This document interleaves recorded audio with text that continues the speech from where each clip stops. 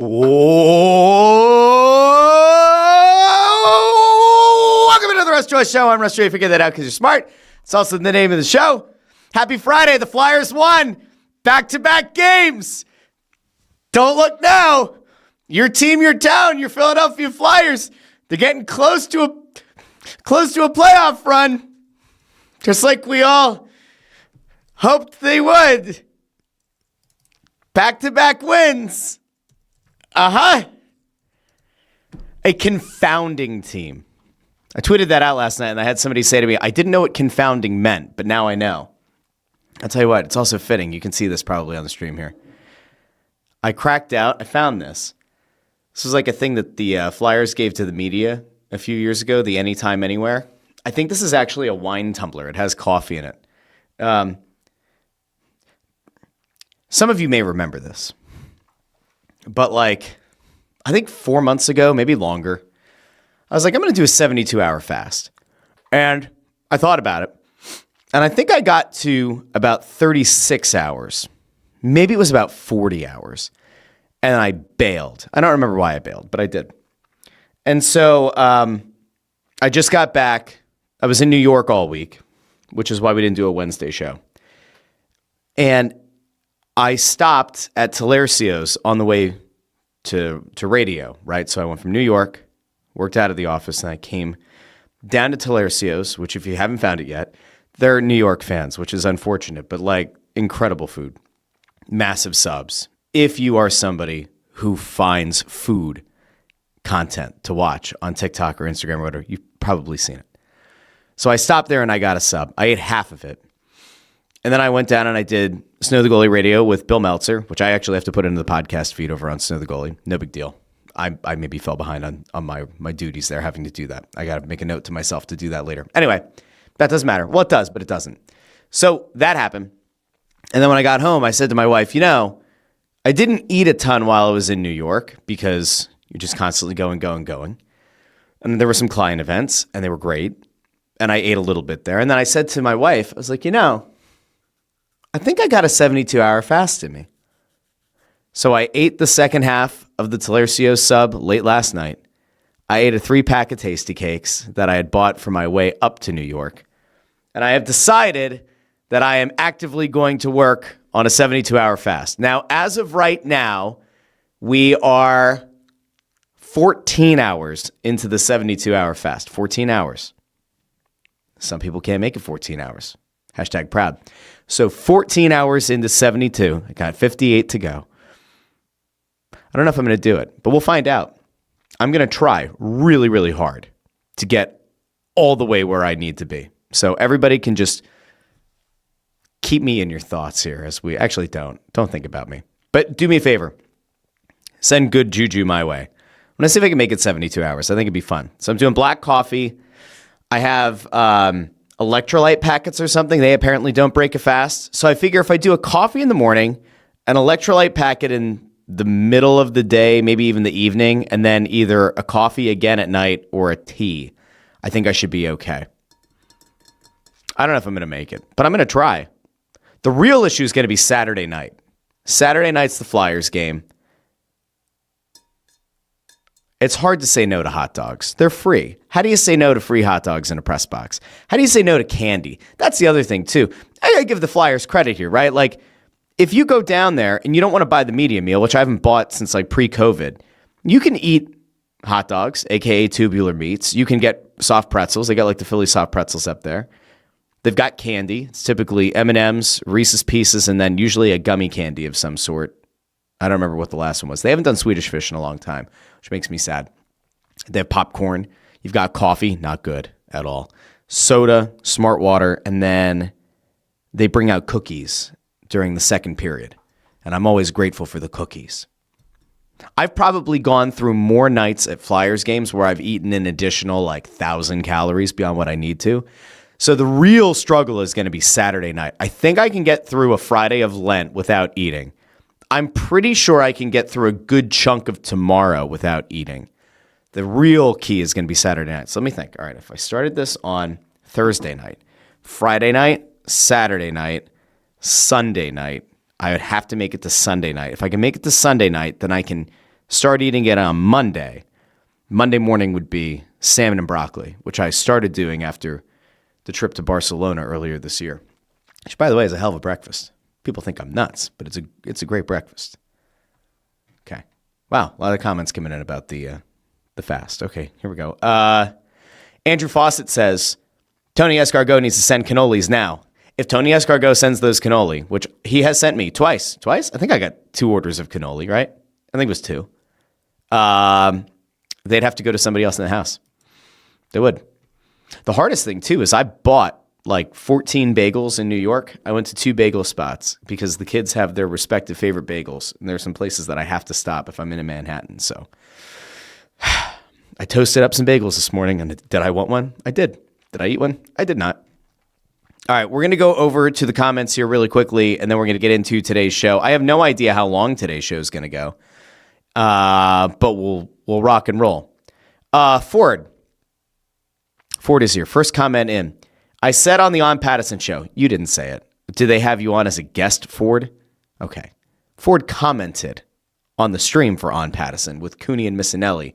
The Sixers should tank the rest of the way. They seem to agree, but of course said it's, quote, not that simple yet is. In the NBA, tanking is as overt as it gets. I don't think there's another league in North American sports where it appears more egregious how tanking works. I mean, people were complaining about it with the Kings like a week or 2 before the trade deadline, that they were pulling out some of their best players in the third quarter and keeping them out the rest of the game with no injuries. So, yeah, I think it is that easy. Now, in the NHL, that might be a little bit different. Nick Abe is here, says, culture, baby. Robert Holston's over here on YouTube with a happy Friday the 13th. Do people freak out about Friday the 13th anymore? Is that a thing? I don't freak out about it. Do you freak about it? You can let me know. Okay. Nick Abe is also convinced Flyers are going to get the 15th pick. Hey, it might be the 20th or the 22nd at this rate. You never know. It's like they always say, once you get into the playoffs, you have no idea what happens. You get your doors blown off. All right, GJG 5087. Well, hey, everyone. Hello, GJG. How are you doing? Ford says, Ford has had his AC on a few days ago, and it was 81 degrees. Ford then saw snow falling yesterday. Ford prefers the warmth. Why is Ford talking in the third person? Great question. Video guy Amadeo weighs in here on Biz. Says Biz needs to learn to shut up. He's engagement farming. He's 100% engagement farming. We can talk about that in a little bit. Paul Bissonette trolling Flyers fans. Don't feed the troll. Don't do it. Don't feed me. I'm going 72 hours without eating. At least I hope. Here's the real question. As I continue to take my own show off the rails. So if I get to 72 hours, that'll be Sunday night, which means that I will go to sleep, and then that means 72 hours probably becomes closer to like 80 hours. And then do I push it on Monday to go farther? See, the weird thing is I see that when people get to 72 hours and they're like, oh, it's easy. Is it? Is it really? I don't know. Casual Warzone guy says Flyers are going on a magical run right to the 14th overall pick. Oh, yeah, man. Come on now. Who doesn't want another Jet Lachenko? Come on. Brett Flair's going to find Jet Lachenko 2.0. Middle of the round. The OGJH is here. Hi, Russ. Hello. Andrew Fawcett's here. Good to see you. GJG says, do me a favor. Look at the Pens schedule. According to the playoff odds, they have a 63% chance of making it. There is no way. Yeah, no. They have an incredibly brutal stretch coming up. We did this on the Press Row show on, I think it was Monday. It might have been Monday. Maybe it was the game before that. Pittsburgh's got an incredibly tough schedule. If Pittsburgh somehow does make the playoffs, given the stretch run of playoff teams they have to face, they will absolutely deserve to make the playoffs, and then all of a sudden they feel like a dangerous team. JH says, we're so back going streaking. Please don't mention me if you go streaking. Thank you. Nick Abe throws out this idea, 6 points from a playoff spot. Yeah, 6 points. 6 points. I can't handle this crap. I think I've just reached the point now where I'm just angry all the time. Because on one hand, you could sit back and say to yourself, well, that'd be kind of cute. That'd be kind of fun. A little playoff run. And then you're also cognizant of what that means. I mean, here, let's just take a goosey gander here really quickly. We're going to look at it through two lenses, okay, since we're kind of starting in Flyers land. Let's just take a look. If you want to be a positive PD and you want to be like, all right, Flyers are in a spot where they could maybe make the playoffs. Let's just look through that lens if that's positive to you, okay? Okay, here's where we're at right now. The Flyers have 73 points in 65 games. That means they have 17 games left. That's a potential 34 points. They're not getting 34 points. Nor are they getting 0. They're going to get somewhere in between 0 and 34 points. So they are sitting in a spot where they're tied with Ottawa and Washington. That was a sneeze. They are tied on points with both Washington and Ottawa. Ottawa has a game in hand on Flyers. They have 3 games in hand on the Caps. When you look at the wild card, the Flyers are a mere 5 points back of Boston for the second wild card spot. They are 6 points back of the Red Wings, who are currently the number 1 wild card in. And in the case of both of those teams, right, the Flyers are either dead level in terms of games played with Boston, or they have 1 game in hand on Detroit. So you're looking at the wild card and you say 5 points back, 34 potential points remaining out there. Is it possible? In theory, sure. Kevin Garnett once said, anything is possible. Is it a great idea? No, but here we are. The Senators. Do I believe in the Ottawa Senators? I don't. Could the Flyers jump the Senators? I think they could. Could the Flyers catch Columbus? I'd say there's a non-zero chance that they could catch Columbus. And then that leads you from there to additional questions, right? Can they catch the Bruins? I don't know. Can they catch the Red Wings? I don't know. If you want to allow your mind to kind of wander a little bit, especially looking at where Pittsburgh is at in terms of their schedule over the next few weeks, I would actually say it's quite plausible that you will see some movement in the Metropolitan Division, probably the Islanders leapfrogging Pittsburgh. Will Pittsburgh fall out of one of those top 3 spots? If they do, well, then maybe you do see the Flyers move up. Like at that point, maybe it happens. But boy, oh boy, oh boy. I don't know. If Pittsburgh falls out, I think that there's a chance you see Columbus. Maybe Columbus is able to kind of climb that table a bit. Maybe Columbus becomes the 3rd team in the Metropolitan. And then Pittsburgh and Philly and Ottawa are all kind of battling. But this is a mess. Like, this is a mess on a few levels, but we'll talk about it. So there's your positive way, right? If you want to look at this and feel warm and fuzzy deep down in your tum-tum, right? If you want to feel good about things, right? If you're the Flyers, you theoretically are within striking distance. Okay?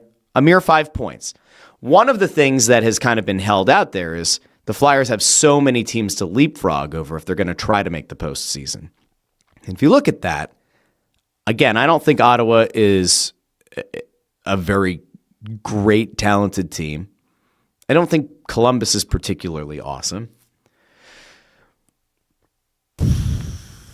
It's still a lot of teams to jump. It's still 2 teams that you need to get in front of, and then you either need to knock out a Boston or knock out an Islanders or a Penguins, right? I don't see it. It doesn't seem feasible. It doesn't seem likely. It doesn't seem logical. I think you probably end up in a scenario where the Flyers have to go somewhere around 12-5. Or like 11-4-1 does hold on, 17 games. 11-4-1 doesn't make sense. 12-5, 11-4-2, right? That gets you 17 games. 11-4-2 is probably okay.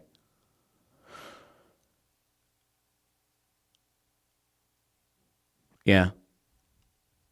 Can they play 11-4-2 down the stretch? No. Like I I don't see it. I mean, we could take a look at the Flyers schedule. I think we should. Let's actually do a thought exercise here. It feels like a little bit of a low energy Friday here, but like we're trying to be analytical here, okay? We're trying to be realistic, and we're trying to live in a world where this team that continues to perplex is somehow in this hockey purgatory range where we have to look at it through the lens of the playoffs, and then we'll take a look at the lens of the draft lottery as well. Okay, let's go through this. Shall we? Let's shall. All right. Switch to this. All right, so here's the schedule, right? Here's the upcoming schedule. So you've got Columbus. In the case of Columbus, you have a team that you do have to jump. So Saturday's game at a 7:30 start, which I heard Bundy hates. If you beat Columbus on Saturday, well, now you're talking about one fewer team to have to leapfrog, right? Then you go out west. And next Wednesday, the Flyers are in Anaheim for the Cutter-Gauthier game. Anaheim is a team that's going to be up for that game. Anaheim also leads the Pacific Division. That's going to be a tough game. I don't like their chances. Okay. So there's one loss. Let's just say the Flyers get a loser point against Columbus. All right, 0-1. They lose to Anaheim, 0-1. We're already off to a bad start. Then they take on the Kings. I think it's conceivable they could beat the Kings. All right, 1-1. San Jose. San Jose's afternoon game, 4 o'clock start. All right, let's say they could beat the Sharks. I don't know if they can, but let's say they can. 2-1. Then they come home and they take on Columbus again. Let's say they get a win. Now they're 3-1. Rick Tockett's boys are feeling great. Then the Flyers have to play the Blackhawks. So the Blackhawks stink. Okay, 4-1. We're going incredibly optimistic here. Like overly optimistic to a point that I actually hate myself. Okay. Then you've got Detroit. You say to yourself, all right, can they get past Detroit? Right now we have them at 4-1. I'm going to give them an overtime loss to Detroit. So 4-1. Dallas. No. 4-2. At Washington. Let's go 5-2. All right. 5-2. Now you're in April. This is where it gets tricky. Home against the Red Wings. Give them a win. 6-2. On the road against the Islanders. Lose. In regulation. 6-3. In Boston. Home against Boston. Say they win that game. I don't know. 7-3. They go to New Jersey. They take on the Devils. They're riding a 7-3 stretch. Let's say they beat the Devils. I don't know. 8-3. They go to Detroit. They lose. 8-4. They go to Winnipeg. And while they're out west, what did I say we're at? 8-4. They lose in overtime. 8-4. They play at home against Carolina. They lose. 8-5. And then they play at home against the Canadiens to close out the season. And I think they lose that game. But let's say they get it to a shootout. 8-5. That's 20 points. Is 20 points enough to get you one of those final wild card spots? You have to make up a 5-point gap. You have to leapfrog 2 teams and have another one get knocked out. Now, luckily, as I mentioned, they will be playing the Red Wings. They'll be playing the Bruins, the Blue Jackets, and the Islanders. So they will be playing all of those teams that are ahead of them. But does 20 points in 35 games get it done? I still say no. I don't know how that could work. Now, is there a scenario where, I don't think 20 is enough. I really don't. I do think that there's a good chance Pittsburgh falls out.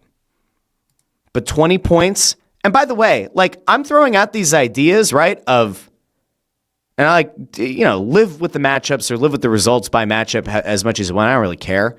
But there hasn't been a lot this season to make me think that there's a legitimate chance that the Flyers could get 20 out of a possible 34 points. I haven't seen it. They haven't been consistent enough to even do that. So if you want to live in this world where the Flyers make the playoffs, let's just say hypothetically that's where you want to live. For the sake of your fandom, that is the most important thing to you. Without it, you have no purpose, right? Okay. That's insane. 20 points won't get it done. Which means that if I'm right, which I think I am, you then go back to these standings. And if you get 20 points and you finish at 93, but you're on the outside looking in, maybe you only miss the playoffs by 3 points, 2 points, 4 points. What does that mean?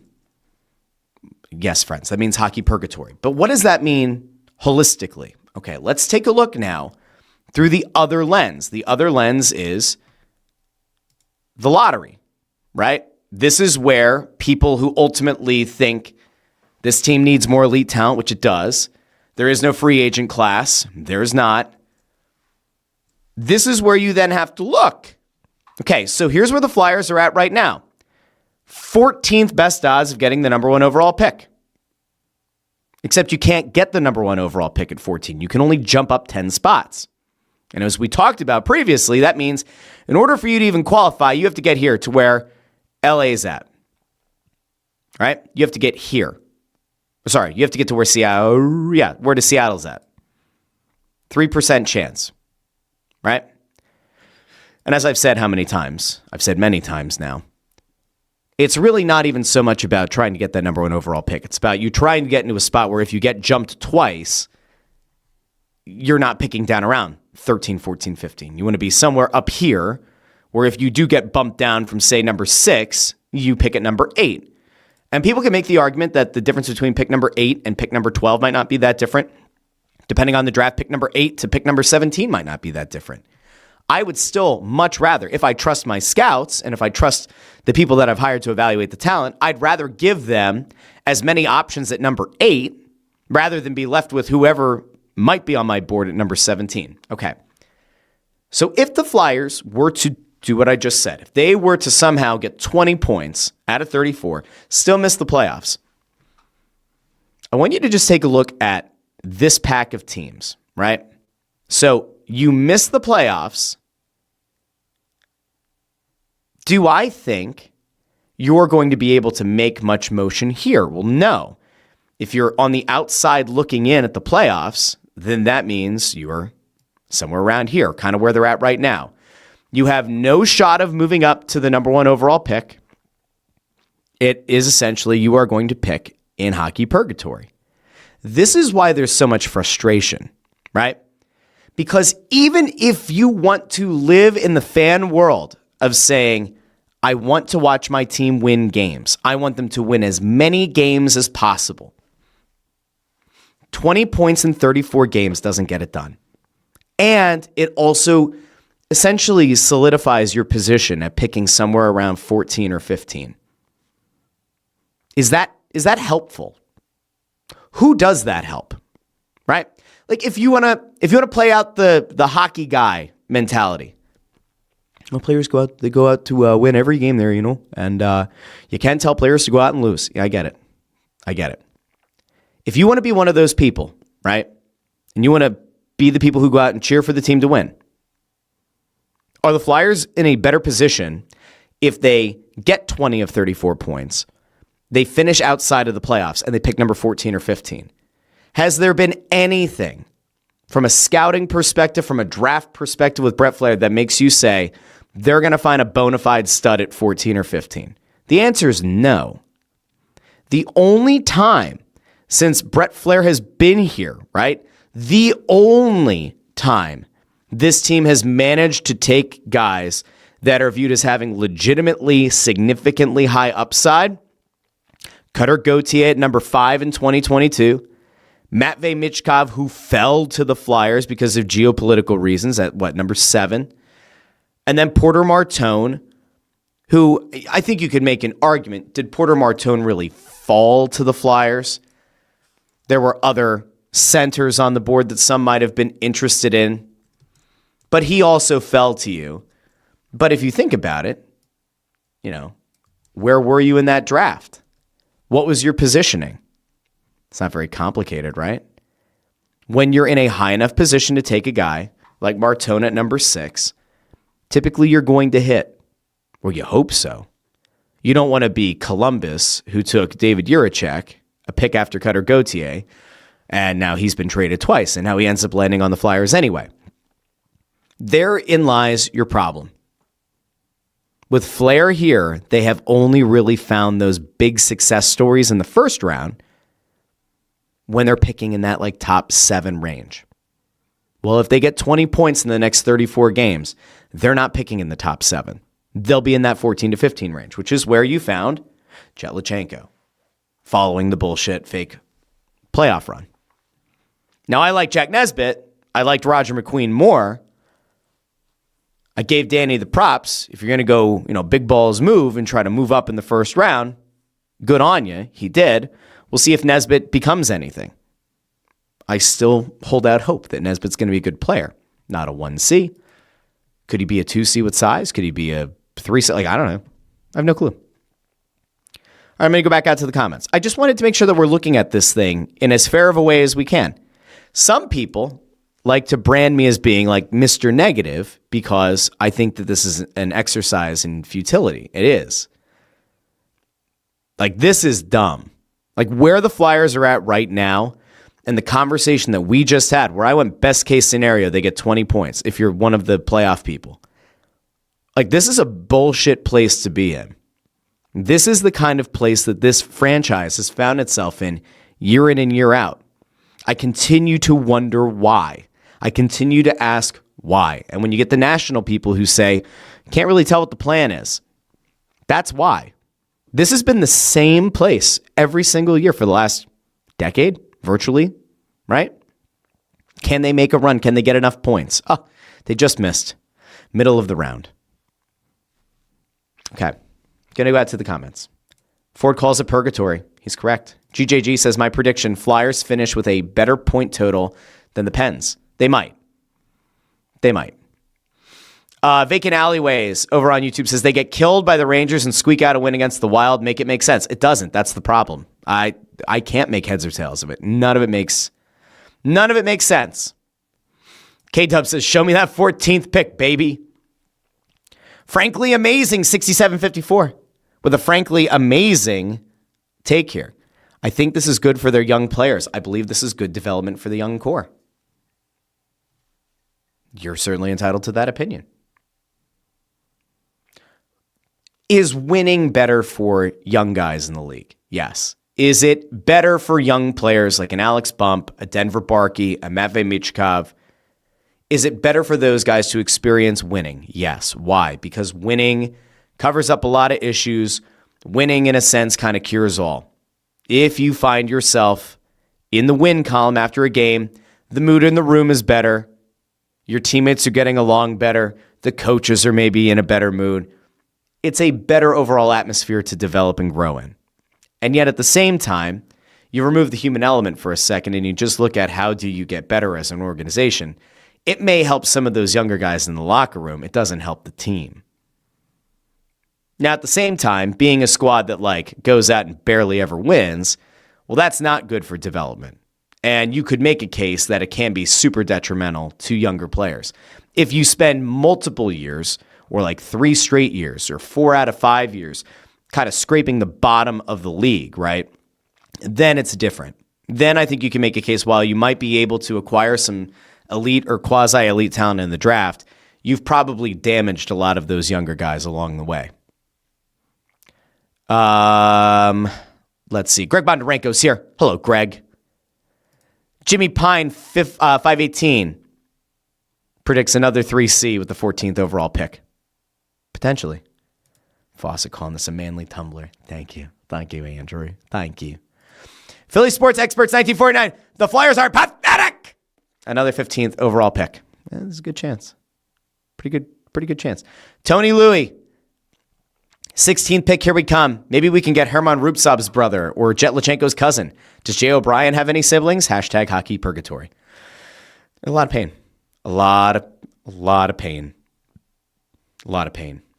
Vacant Alleyways, by the way, also says subs. I don't know if this was that might have actually been about the Talercio sub.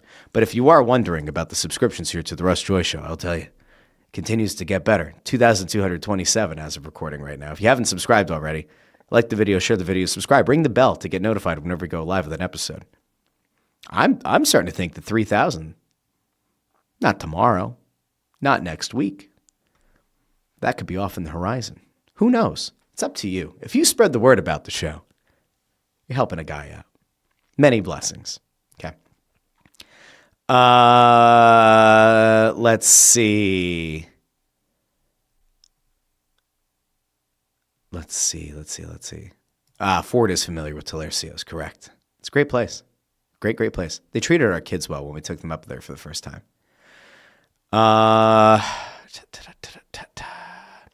Chris Freed says noon is the new 10 a.m. To be clear, the show is going to be at 10 a.m., okay? Show's at 10 a.m. Monday, Wednesday, Friday for the foreseeable future. I got called into a couple of important calls today. I could not avoid it. I had to go up to New York for work on Wednesday. I could not avoid it. And I'm also grateful that I get to be part of those calls and part of those meetings and conferences. So, yeah. Let's see. Ryan Webb trying to stick it to me on the fasting. Says, I'm eating lunch right now and it tastes so good. Thank you. Tony Louie on the fasting says, all your gains are going to evaporate. That means no more medium t-shirts. Fair. I think I need to lose a little bit. I do.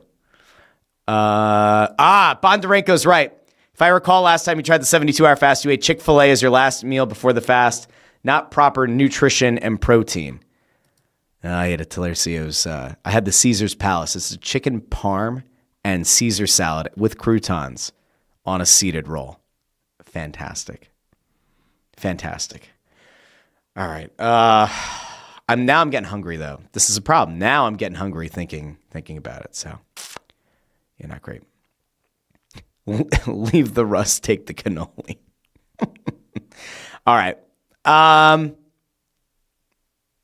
got to tell you, the thing that kills me right now is I would like the Flyers to win. Really, though, I would. I would like to see the Flyers make the playoffs. Just not now. Not this year. I truly believe, in my heart of hearts, Danny Briere is a better GM than Chuck Fletcher was. I think that for all the times I ragged on Chuck Fletcher for the unintentional tank, because Chuck was just an incompetent executive, and they ended up picking high, right? I don't think that Briere is going to do that. I think that he will, this offseason, make enough moves to make this team a playoff team next year through trade. It's going to have to be through trade, though there's a big balls move he could make, which we talked about on Snow the Goalie last night. If you missed it with me and Bill Meltzer, you can go check it out on YouTube. It'll be in the podcast feed later. We did have a conversation about a possibility. I'll bring that up here in a second. I think this is the last time you're going to see the Flyers in the draft lottery for a while, if they are in the draft lottery. That's why I am so hell-bent on them finishing as high in the lottery standings as they can. And again, it's not about getting that number 1 overall pick. It's about the protection against getting jumped. Finish around 8. Finish with the 8th best odds of the number 1 overall pick, and I'll be happy, because that means that you can finish no lower than 10th. Like, again, look at it through that lens. You can look at it through the crazy playoff lens, or you can look at it through the tank lens, right? You can look at it through the draft lens. 73 points in 65 games played. Can you get to where New Jersey's at? 66 points. It's a 7-point gap, same amount of games played. Can you make up that 7-point gap? Can New Jersey make up that 7-point gap? Do you have a way as a team to look at the schedule that we went over before? And let's do this through a somewhat realistic lens really quickly, right? Because I did it before where I was trying to look for the path to the playoffs. Let's play this out the way that I think it actually will. Okay. 0-1, 0-1-1, 0-2 and 1, 0-2 and 2, 1-2 and 2, 2-2 and 2, 2-3 and 2, 2-4 and 2, 2-4 and 3, 3-4 and 3, 3-4 and 4. Call it 4-4 and 4. 4-4 and 5.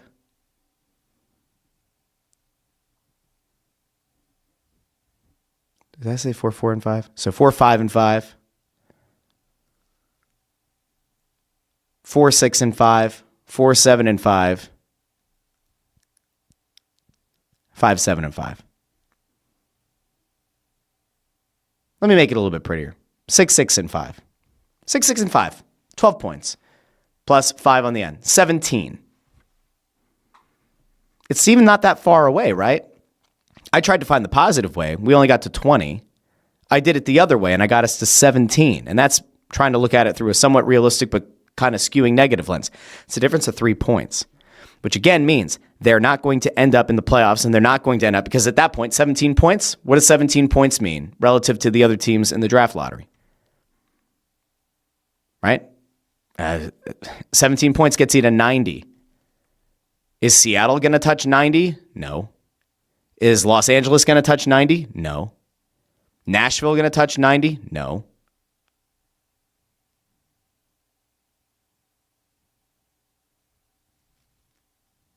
Six, 6, and 5. That breaks you. Think about that. 6, 6, and 5. 6 and 11, if you like to look at it in terms of wins and losses. And you still, New Jersey, are they going to get to 90 points? No. Is Toronto going to get to 90 points? No. And I'll go to Boston. So, this is where I want you to end up. You're probably not going to end up there. That's rough. It's a rough look. So can I make a pitch?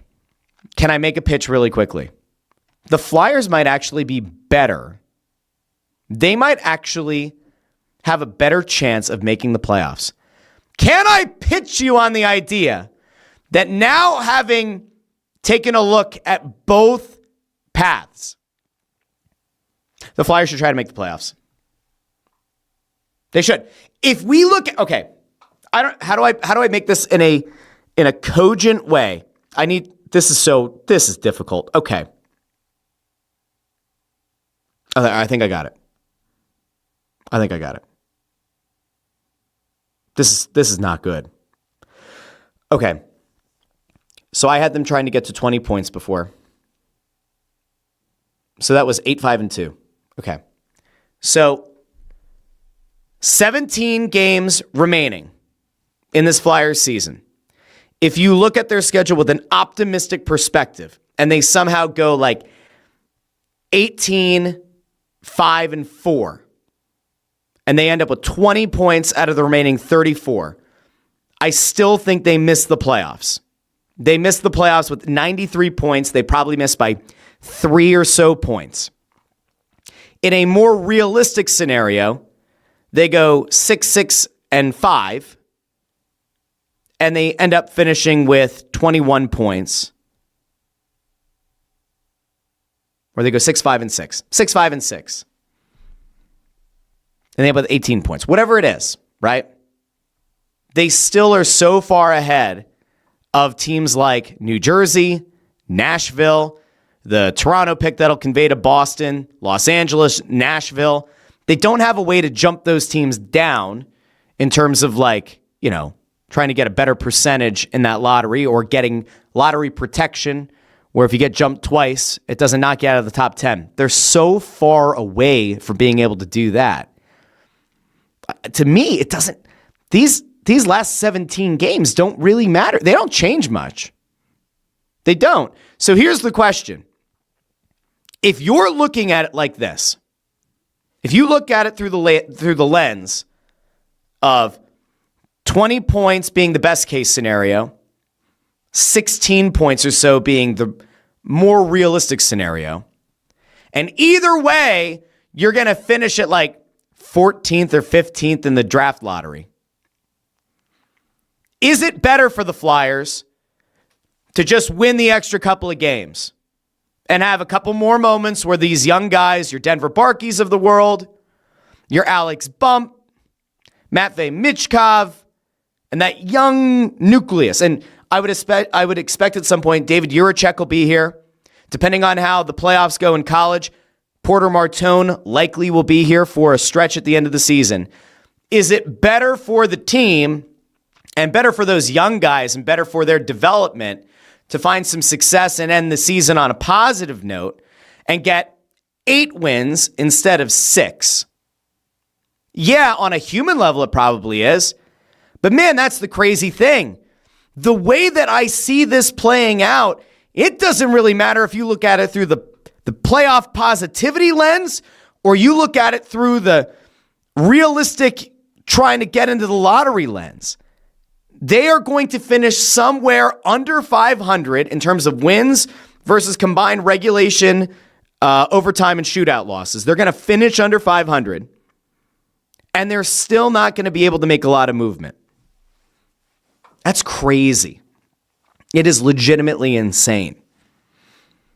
This is why people like me are so frustrated. It would be great to see the bottom either fall all the way out or them to go on a total heater. And in a weird way, I could almost see this team going on more of a heater than I could see the bottom falling out. It would take multiple injuries at this point. Actually, no, it would take one. If anything, God forbid, happens to Dan Vladar, he tweaks a groin or something, they're fucked. They will, the bottom will fall out in a massive way. That is the only player right now who has any real bearing on whether or not this team bottoms out or not. If Vladar is out, boop, that's it. Just about anybody else, they will stay kind of afloat. Gritty's not being serious, but Gritty says Ersson is good. No, he's not. Stop that. Okay. I wanted to do this thought exercise today. I had all this other stuff that I wanted to get to, and we're going to get to it here. But we did the thought exercise. 17 games to go. You guys can let me know in the comments. What do you think is more likely? Healthy Productions says, that's what I've been telling you. It's too late in the season to tank. Well, that's why I've been so frustrated. That's why I've been frustrated all year. That they find themselves in the same zone, same area all the time. Sloppy414 asks, so if they do make the playoffs, would they have Forster available by then? Okay, I do not recall off the top of my head what the playoff roster restriction is. In theory, Tyson Forster was going to be potentially available by the second round of the playoffs. If the Flyers somehow over these 17 games go on enough of a heater to make the playoffs, they will not be able to get past a team like Carolina or Tampa Bay to make it to the second round. So I don't think it matters. If they were in a scenario where instead of trying to fight for that wild card spot, if they were the second team in the Metropolitan and they had a somewhat favorable matchup in the first round, well, then maybe you're having a conversation about Tyson Forster. But no, no. Mm-mm. Now, do I think Tyson Forster would work his ass off to try to get back? Yes. But I just don't see it. Let's see. Zach Weeks 299 says there's always the Toronto pick, which in all reality will be 2028, but they look terrible, and I'm not sure they're getting any better, or they were getting any better before they get worse. Austin Matthews going down almost ensures a top 5 pick this year. If you didn't see the hit last night that Radko Gudas put on Austin Matthews, knee-to-knee hit, it's a dirty play. I mean, listen, when Radko Gudas was here, I liked Radko Gudas. If I were a player, I would certainly rather have Radko Gudas on my team as opposed to being across from me. But Radko Gudas makes some good clean hits, and Radko Gudas makes some dirty hits. Gudas knocked Crosby out of the Olympics, cost him the opportunity to compete in a gold medal game. The hit on Austin Matthews was gross. He extended his knee. You watch him in real time flex his knee to go at Matthews knee to knee. And then it came out today that he's getting a call from the league office, which means he can't get suspended longer than 5 games, which is bullshit. All right. Like, I have no skin in the game for Toronto, right? No skin in the game whatsoever. That was a bullshit hit. That was not a clean hit. And yet, 5 games maximum. Maximum. Philly fan tried to do the math here. Said if the Flyers go 9-5-3, which they can't, there's only 17 games left. Oh, that is 17. Never mind. I'm bad. My bad. 14 plus 3. I can do math. Flyers go 9-5-3. Pittsburgh goes 5-8-4, which is possible because of their schedule. Columbus goes 6-7-4. Flyers finish 1 point above both teams. Can they go 9-5-3? Can they go 1 game over 500 in terms of wins versus losses? Maybe. I don't know. I really don't know. All right. That's rough. It's just really, really rough. Okay. We'll see what happens. We'll see what happens with the Fly guys. Will they go on a run? We'll find out. We're going to find out soon. I don't see it, but maybe. If they go on a heater, don't get me wrong, I will be happy to be able to cover a team going on a last-second playoff hunt if I think it feels real. Now, here are some things that we can actually look at right now with this team and say positive vibes are real. Trevor Zegras getting an actual look at center. That's a good positive vibe. Jamie Drysdale's play this season as a whole, but especially recently, that is cause for concern. If you're the opposition, see what I did there? Jamie Drysdale's been really, really good. I actually have a thought. Amadeo's going to love this. What if I tell you the Flyers didn't lose the Cutter Gauthier for Jamie Drysdale trade? Do I believe that? I don't know. But let's play this one out for a second. Cutter Gauthier is going to be a 40-plus goal scorer. He's already on... You cannot take away what Cutter Gauthier is doing. He's been an absolute stud for Anaheim. He's essentially the missing piece. He's the thing that the Flyers have long needed, a legitimate sniper. And now he's taking faceoffs and winning them at a 61% clip.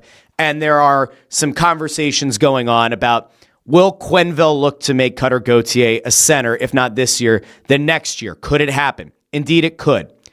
And so on the surface, if you look at the Drysdale trade, you say there is no chance in hell that the Flyers won that deal. Allow me for 1 second to make a very simple point, okay? If by the end of this, right, if you add everything up together, the Flyers were able to get Jamie Drysdale, who right now looks like a better, more well-rounded defenseman than the guy that they were initially getting from Anaheim, a guy who had some comparisons to a Shane Gostisbehere. Would he be a point producer, but only with the man advantage? Drysdale's proven to be a better overall defenseman. And despite the fact that people don't ever really seem to kind of keep this in mind, he's only 23, Drysdale. He will continue to get better. So if you got back a guy who at worst is a second pair defenseman, you might be able to make a case, could be the number 2 guy on a top pair. Maybe. I'm not saying he will be, but I'm saying it's possible. Or he's a second pair defenseman who can ultimately be a power play quarterback. And then you add into that the fact that the Flyers, kind of out of necessity, but also because of the way the draft board fell, got Porter Martone, who looks like he will be a sniper. Admittedly, though, we've only seen it at the college level this season. If Martone comes up and Martone starts to flash 30-plus goal potential, and you look at this thing on aggregate, and you say, yes, it sucked to lose Cutter Gauthier. But you ended up with a guy who's at worst a second-pair defenseman and a power play quarterback down the line. And you ultimately landed Porter Martone. Are those 2 guys on aggregate better than having Gauthier here, who was a malcontent and didn't want to play for you? I don't know. You could also push right back and say, if the Flyers had Gauthier, they would have a near 40-goal score, and you wouldn't have to worry about any of it. I would push back. If Gauthier were here right now, you would have not landed Porter Martone in the last draft. You certainly would be very much in this like general, I think, hockey purgatory area. You would also have another hole on the blue line. I don't know. I think that Gauthier is still clearly the highest guy right now. I think right now, counting stat-wise, very clearly Cutter Gauthier is the guy. If Martone becomes close to a 40-goal scorer and Drysdale reaches that potential, which seemed totally out of the question a year ago, and now all of a sudden looks like it could be a thing, maybe the Flyers don't end up getting railroaded in that trade. Maybe we don't look back on this 5 or 10 years from now and say, oh yeah, the Flyers got the better of that deal. Maybe we look back on it and say, yeah, that hurt. Like the first couple of years of that trade being made, it looked like the Flyers got boat raced, but by the end, and then end up working out okay. I don't really believe anything I just said. I'm just trying to play out a thought experiment.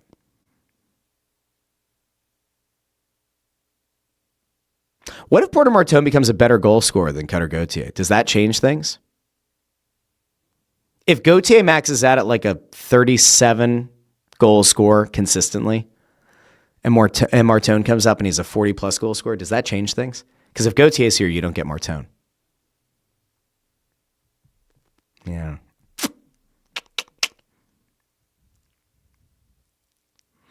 Yeah, I don't think I believe a lot of this. NM Stack 78 says Cutter would be on the fourth line with this clown behind the bench. I wonder, would Gauthier have played here if Tortorella was not? I think so. Stephen K. 6781 says, I truly want to know who screwed up the thing with Cutter. It's been put out there. People don't like hearing things, right? I am 100% convinced there was a promise made to Gauthier that he would be on the NHL roster when Chuck Fletcher drafted him. Chuck Fletcher got fired. I don't think the new regime wanted to guarantee Cutter Gauthier a spot. I'm 1,000% convinced. I've heard enough things that make me think there's a very good chance that the new regime came in and they did not honor this apparent promise, or what was very much believed to be a promise from Chuck Fletcher. And then John Tortorella was here. And I don't think that Tortorella was going to immediately insert Cutter Gauthier into the lineup. I think that Cutter Gauthier did not want to have to deal with John Tortorella and the mind games and the kind of scratchings and benchings that Michkov went through as a rookie. And you could say that that's a bad attitude thing from Gauthier, and I think that you're right to a large extent. I don't think it was ever going to work as long as Torts was the coach. And by the way, for as much flack as Sanfilippo took on Snow the goalie about the Kevin Hayes thing, I want you to think about the amount of times that you've had to work with people, right? And there's somebody you don't like working with. And maybe you express that to another person in your life, right? There is not a fucking chance on this earth that Kevin Hayes, who had the A stripped off his sweater, was going off and being effusive in his praise of playing under John Tortorella. Not a chance. And it was already publicly confirmed by the organization and by the player. Kevin Hayes was the guy that was talking to Cutter Gauthier from the organization. We do not have any semblance of an idea that a Travis Konechny was constantly talking with Cutter Gauthier, that a Sean Couturier was constantly talking. Like, no. Hayes had the A stripped off the sweater, was constantly railroaded publicly post-game. There were comments constantly made by Torts. And when they moved off of Hayes, the thing that Torts kept coming back to is we had to clean up the locker room. Okay. Happens to coincide with Hayes being moved.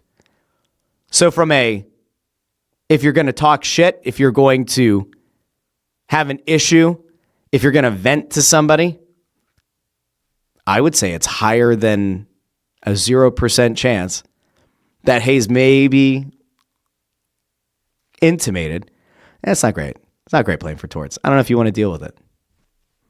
And if that's the case, and if a promise from the previous GM/president of hockey ops was not being honored by the new regime, it's not complicated to see why Gauthier didn't want to play here.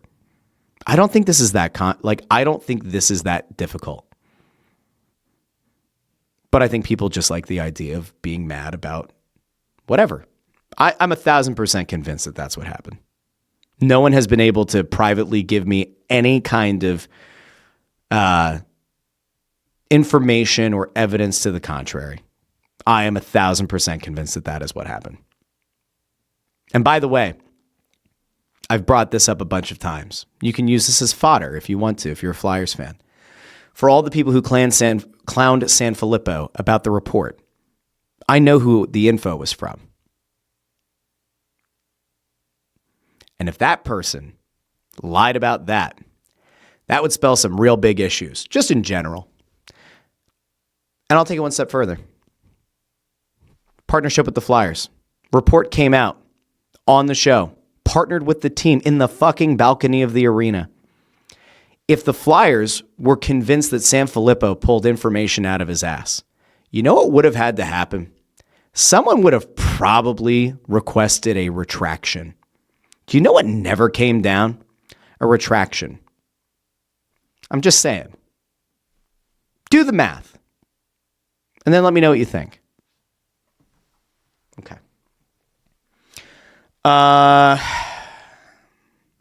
Let's see. Anything else I wanted to get to over there?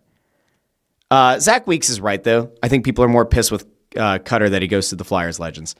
I think that was a real childish move. Like not meeting with John LeClaire, not meeting with Patrick Sharp when they went across the world to go do it. Like I thought that was like a total joke. That was a total joke. Amadeo says, so what you're saying is Briere screwed it up. No, I'm saying that if Fletcher gave a promise and then Briere came in and said, I'm not giving you that same promise, do you blame somebody if their predecessor made what you deem to be a bad business decision? If a commitment comes in from somebody who ultimately gets fired and then you replace them and you don't want to go through with that and there's nothing on paper that says you have to, not saying that was a screw up, just noting like, I think that they wanted to try to set the precedent that nothing is guaranteed. Was it good? I don't know. All right. Stephen K. 6781 asks, here's a boneheaded question. If Comcast didn't own the team, does the team still suck as bad? I don't know. I don't think Comcast is the issue here, though. At least now. Like, I don't think Comcast is the issue. Comcast wants to spend the money. Spectacor wants to spend the money. They just don't have the ability to outspend everybody because of the cap. That's honestly the dumbest thing that the Flyers were ever part of. It's one of the dumbest things that Ed Snyder was ever part of. You don't allow the league to put in a salary cap. That was one of the things that allowed you to spend your way out of bad decisions. And once that was gone, so too was a massive advantage that Philadelphia had in the hockey market. That was it. All right. I am going to move on to the other stuff, which we'll have to do in somewhat rapid fire succession. But I'm actually glad that we did 58 minutes on the Flyers. It's probably like, 53 minutes on the Flyers, 5 on a 72-hour fast, right? Let's go to a couple of the other things that I wanted to get to today, and then we're going to roll out. One of the things that I don't even have, there's not like a long soliloquy here to do. The Sixers are done. It's over. We can officially put the fork in the Sixers season. Tyrese Maxey's out. Kelly Oubre's out. The Tyrese Maxey news was probably the dumbest bit of news, the least surprising update about getting reevaluated. I got to tell you, it might be the most predictable and simultaneously annoying update we've gotten. So Shams put this out a few days ago, but here's your Tyrese Maxey news that everyone is already aware of. But Maxey was diagnosed with a tendon injury in his right pinky finger. Remember, we clowned this on Monday that they were calling it the fifth finger in his pinky finger. He will be reevaluated in 3 weeks. 3 weeks. for a pinky injury. Now, if the Sixers were in legit playoff contention, if they were at the top half of the Eastern Conference, Tyrese Maxey's playing through this injury. I would be fairly convinced that he would. But the team very clearly does not want him to play. Why? Because you got to remember, there's that protection on the pick that they now owe to the Thunder that they somehow didn't get back in the Jared McCain deal, which we're not going to relitigate. But as long as Tyrese Maxey's out, as long as Joel Embiid is going to be in and out of the lineup due to this oblique injury, as long as you still have Paul George missing more games because of suspension, to me, it's over. I would love to live in a world where the Sixers make the playoffs, they get everybody back healthy, and they move on, and everybody's thrilled. I find it really hard to imagine that that's what we're going to get. I really do. If the season were to end right now, if the season ended today, the Sixers would play the Charlotte Hornets in a play-in game. And then they would go into the playoffs as the 8th seed and take on the Detroit Pistons. Now, I will say, if you want a little bit of positivity, if I may, I don't fear the Detroit Pistons. You cannot scare me if the Sixers did somehow bring back a fully healthy Tyrese Maxey, VJ Edgecombe, Joel Embiid, Paul George back with a fire in his belly after suspension. I would actually give the Sixers a fighting chance against Cade Cunningham and the Detroit Pistons. You can't get me to fear Tobias Harris. You can't do it. Tobias Harris could have his finger on the nuke. I don't care. Do not care. He could have a flamethrower and I could be covered in gasoline. I don't fear Tobias Harris. The problem is the Sixers can't stay healthy. They can't get healthy. They can't remain healthy long enough for it to matter.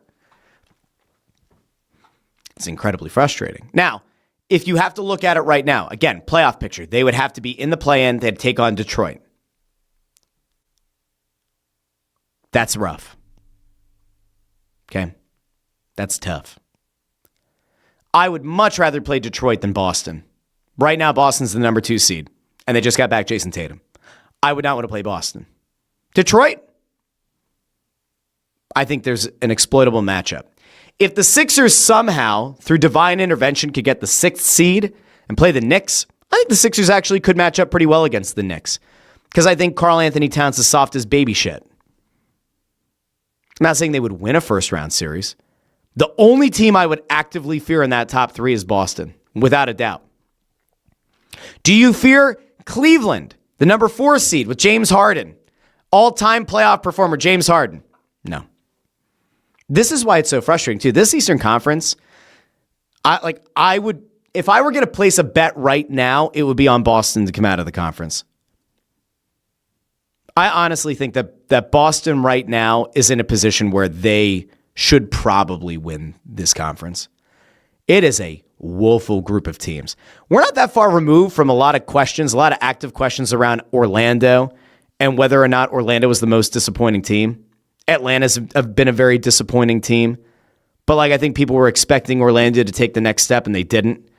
I don't believe in Cleveland, especially led by James Harden going into the playoffs. Again, the Knicks, I don't see it. Miami, It's Boston's conference to lose.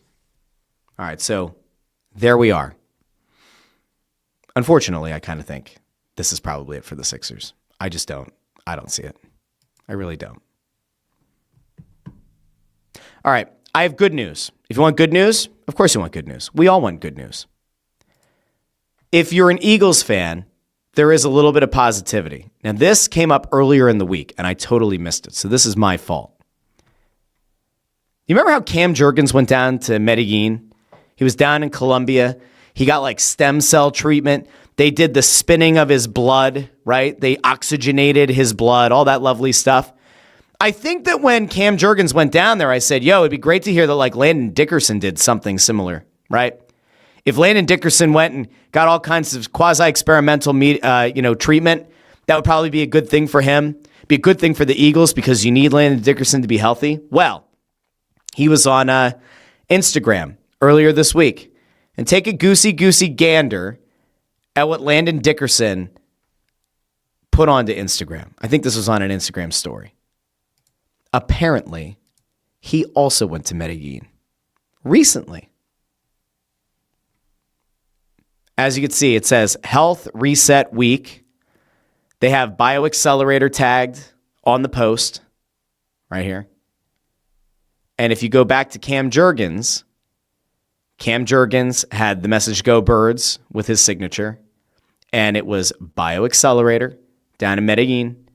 So it does, in fact, appear Landon Dickerson went to the same place as Cam Jurgens. Now, am I willing to say that the Colombian treatment of his injuries, of which we believe there were multiple, that's going to all of a sudden reset Landon Dickerson's health, and now all of a sudden he's going to go back to being an elite interior lineman for this team? I don't know. I would certainly much rather live in a world where you could feel good about Landon Dickerson being a guy who could be relied upon.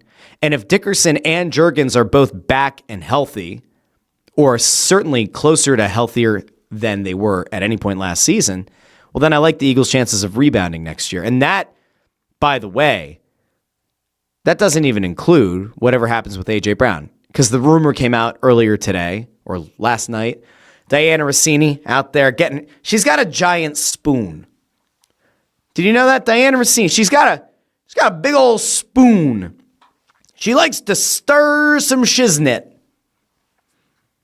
She put out that the Rams have actively been monitoring the A.J. Brown situation, and that the Rams apparently explored a potential trade, and that they're still actively monitoring whether or not the Eagles are open to shipping A.J. Brown. Can I ask a question? On what planet does it make sense for the Eagles to trade A.J. Brown within the conference? I hate the idea of them making a move and potentially sending him to like New England. Why in the love of any good thing in this world would the Eagles feel moved by the Holy Spirit to send him within the conference? And not just within the conference, but send him to a team that you're probably going to have to run into at some point in the not too distant future, right? Like if you're going to go into the playoffs next year, very good chance the Rams are going to be there. Why would you trade him to Los Angeles? Why? You don't do that. That would be incredibly stupid. So I don't think it's true. I just think it's Diana Rossini. She's got the big old spoon out. Okay. Now there was something else I did need to get to before we head out. Actually, two. Here, we'll break up the monotony of the show. Let's get another voice on the show. Some of you are going to like this voice, and some of you are going to hate this voice. But I saw this going around today, and I consider me intrigued. Consider me intrigued. I've been very intrigued by this whole idea of a UFC event at the White House. I am. I'm intrigued by it. Political leanings aside, for all of you, the whole concept, like I still don't know where they're putting the octagon. But Dana White came out, and in a world where we're seeing constant ticket overpricing, especially by TKO, who owns UFC, owns WWE, we've now seen WWE have to drop ticket prices again for WrestleMania because it wasn't selling well enough in Las Vegas. Dana White talked about how they're going to ticket the UFC event. The way that the White House is laid out, you got the White House, you got the South Lawn, and then there's a road, and then the ellipse is a park that's right there. We're going to be ticketing 85,000 people in the ellipse, and the tickets are free. And we'll announce how we're going to be giving them away soon. But you should plan on going to Washington, D.C. for this event. I just heard 85,000 tickets, and I heard the word free. Now, obviously, right, your seats aren't going to be incredible. And it's going to look like two little ants fighting each other, right? 85,000 free tickets. That's a hell of an atmosphere. I'm just saying, like I find that interesting. Now, if you want to be in a seat where you actually can see what's happening in the octagon, that's going to run you a lot of money. I think we can probably say it's going to be a considerable amount of money. 85,000 free tickets. I found that interesting. I really did. All right, last thing I wanted to get to. Did you know Aaron Nola did something good? Not for the Phillies. Aaron Nola did something that we need to shout out on this show because I am as critical as it gets of Aaron Nola, who, by the way, I don't dislike Aaron Nola, the human being. Aaron Nola, the human being, Seems like a good dude. Legitimate. Good dude. He's not been particularly good in recent years for the Phillies. And as somebody from the great city of Pottsville, Pennsylvania, where I spent my youth, I would note he was the first real athlete sponsored by Yingling. And I thought that he came up small for those fine folks in Pottsville. They were looking for a savior, and Aaron Nola was not that guy. But here's a little bit of positivity that you can lock in on. Aaron Nola only allowed 4 hits over 5 scoreless innings for Team Italy in the World Baseball Classic. And this is a thing to kind of hone in on. His velocity, right? So take a look at this. These are the pitches where he went 93.6 miles per hour and above, including 2 pitches that went over 94. A 4-seam fastball that went 94.3, a sinker that went 94.5. And the reason that this is notable is because I'm not the Jamoke who recognized this. It was Corey Seidman. Corey Seidman put out that Nola hit 94.5 miles per hour in that last start. He reached that velocity only 3 times last season. It's early, right? Spring training is going on in Major League Baseball camps. But the fact that he managed to hit that number and he only touched 94.5 3 times last year, does that portend good things happening for Aaron Nola and this Philadelphia Phillies team? I don't know. I have no idea. But I want to believe that it's going to be a good sign. I'll tell you what. I'm going to go a step further. I will. I'm going to go a step further. I think Aaron Nola has done great things for Italian Americans. And I'll tell you something even more. All right? When I see this image, and when you see this image, if you're a fellow Italian American, this is a good look right here. Look at that, man. Aaron Nola, draped in the Italian flag. 5 scoreless innings by that man. And by the way, in doing so, it saved the U.S.'s ass because the U.S. manager thought that his team was already through before they played Italy and then lost to Italy. Massive game. Team USA's manager had no idea. So Aaron Nola saved Team USA, and he also delivered in a big way for Team Italy. So good on Aaron Nola. Good on him. We don't usually get the opportunity to give him a lot of kudos. But you know what? Good on him. Good on you, Aaron Nola. Here's to you. All right, now I will be back on Monday. Now I have sort of announcements going on, okay? 1. Saturday, 7:30 p.m. start. Going over to the Flyers game. So you can join me over on the Snow the Goalie channels. If you missed last night's episode, Bill Meltzer and I, we did Snow the Goalie together at Chicks and Pete's in Bordentown last night. It's on YouTube. It'll be in the podcast feed soon.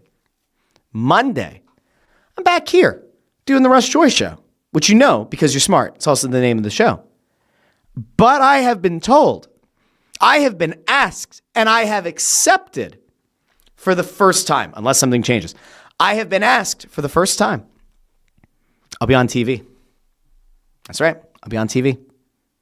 Because Monday night, over on the Fantastic Sports Show over on Fox 29, they said, we need that mustache. They didn't say that, but I think that's what they mean. They said, we need that mustache on the TV. It's going to send our ratings through the roof. And so, I'll be on Fox 29 on Monday night for the Fantastic Sports Show. So we're going to have a fantastic morning on Monday on the Russ Joy Show. And then we're going to have a fantastic sports show Monday night, Fox 29. Make sure you set the DVR. Hopefully I don't embarrass myself too much. All right. I will talk to each and every one of you on Monday. Do me a favor if you haven't done so already. Like the video, share the video, subscribe, ring the bell to get notified whenever we go live with an episode. If you see clips going around on TikTok, Instagram, YouTube, Facebook, hit them with a like. Follow those accounts. Subscribe to the podcast on Apple Podcasts, Spotify, Pandora, Amazon Music, wherever you get your podcast. And do me a favor. Spread the word about the show. It's helpful. And it's free. So, that's all. I will talk to all of you on Monday here on The Russ Joy Show. Until then, this has been The Russ Joy Show, and I've been Russ Joy, but you knew that already because you're smart. It's also the name of the show. Drop in the comments, how long will my 72-hour fast actually last? We are currently at 15 hours now. I like my chances. 15 hours. 15 hours down. 57 to go. I'm liking it. All right, I'll talk to all of you on Monday here on The Russ Joy Show.